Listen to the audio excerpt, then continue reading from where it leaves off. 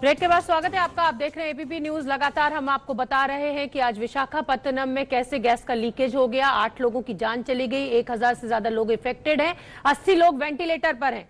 Doctor Anjali Kwatra, आपदा प्रबंधन expert, मेरे साथ लगातार बनी हुई है। डॉक्टर अंजलि, आपदा प्रबंधन जो है वहां पर उसकी बैठक भी चल रही है और मदद भी लोगों तक पहुंचाई जा रही है। मेरा सवाल आपसे यह है कि अगर कोई आम आदमी इस तरह की स्थिति में फंस जाए तो सबसे पहले उसे क्या करना चाहिए? देखिए, दिख रहा है कि यहाँ आसपास के जो गांव हैं उनके वहाँ के जनता को ये तैयारी नहीं थी और ये होना चाहिए कि सबसे पहला कदम ये है कि अपना बचाव करने के लिए अपने घर के अंदर जो सबसे अंदर का कमरा है उसमें घुस जाएं और दरवाजे खिड़कियां बंद करके उसको इस तरह से सील कर ले ताकि उसके अंदर कम से कम गैस अंदर आ सके। चाहे टेपें लगानी पड़े दरवाजे खिड़की के फ्रेम के आसपास ताकि बिल्कुल गैस अंदर ना आए। ये सबसे पहला बचाव करना है। दूसरा, फिर अपने सांस के रास्ते ना जाए अंदर गैस हमारे, इसके लिए अपने मुंह को और आंखों को गीले कपड़े से ढक लें। जैसे कि ये स्टेरिन गैस एक न्यूरोटॉक्सिक गैस है और ये सबसे पहले इरिटेशन पैदा कर रही है आंखों में और स्किन पर, और अंदर इनहेल करने पर इसके अंदर ये नर्वस सिस्टम पे भी इफेक्ट कर रही है।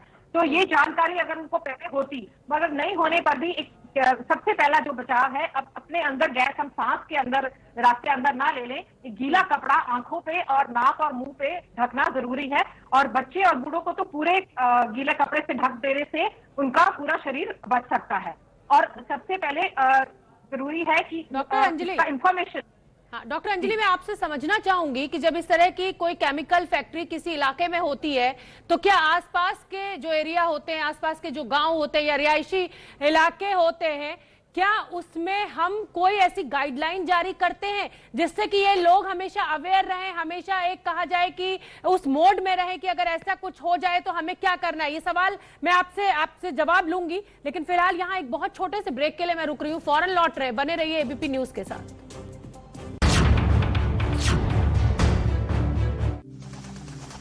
ये समय है स्ट्रॉन्ग रहने का। चलो हौसले के साथ इम्यूनिटी भी बढ़ाते हैं।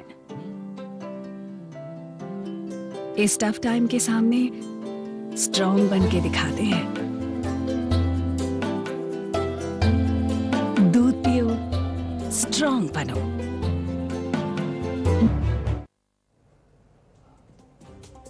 ब्रेक के बाद स्वागत है आपका। आप देख रहे हैं ABP news. Doctor Anjali Kwatra आपदा प्रबंधन एक्सपर्ट है, हमारे साथ जुड़ी हुई हैं विशाखापत्तनम में जिस तरह से गैस का रिसाव हुआ है।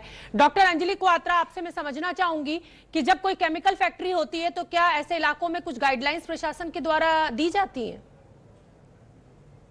देखिए, इसके लिए तो पूरे कानून बने हुए हैं। जो 1948 का फैक्ट्रीज एक्ट बना हुआ है कि जो फैक्ट्रीज ऐसी जहाँ पे चीजें बनती हैं कि वहां से रिसाव हो सकता है किसी भी जहरीली पदार्थ का, उसके लिए उसके बाद जब 1984 में भोपाल गैस ट्रेजेडी हुआ उसके बाद ये अमेंड भी की गई, यानी कि 1987 में फिर ये गाइडलाइंस और ये जो कानून है ये फिर से सख्त किए गए, क्योंकि केमिकल डिजास्टर्स इतना लेवल के केमिकल डिजास्टर पूरे विश्व को झंझोर दिया था। और इस तरह का ही ये जो डिजास्टर हुआ है इसके चलते कई चीजें बहुत जरूरी हैं जो हर फैक्ट्री में को करना है, यानी कि उसको एक सेफ्टी प्लान इन प्लेस होनी चाहिए और क्या level of exposure of chemical है जो कि खतरनाक माना जाए इंसानी जान के देखते हुए। इवन वर्कर्स को इन्वॉल्व करके एक सेफ्टी कमेटी बनाना जरूरी होता है ताकि परेशानी यही है डॉक्टर अंजलि क्वात्रा, परेशानी यही है कि कानून भी बना हुआ है, गाइडलाइंस भी हैं, नियम भी हैं, अब प्रशासन उनका पालन करवा नहीं पाता या नागरिक करते नहीं है, लेकिन इस तरह से जानमाल का नुकसान जो है वो बहुत दुखद है। आप सभी मेहमानों का बहुत बहुत धन्यवाद। यहां रुकेंगे एक बहुत छोटे से ब्रेक के लिए और कहीं मत जाइए, सच्चाई का सेंसेक्स लेकर आएंगे। हर वायरल हो रहे वीडियो की होगी पड़ताल। Weather report presented by Nerolac XL.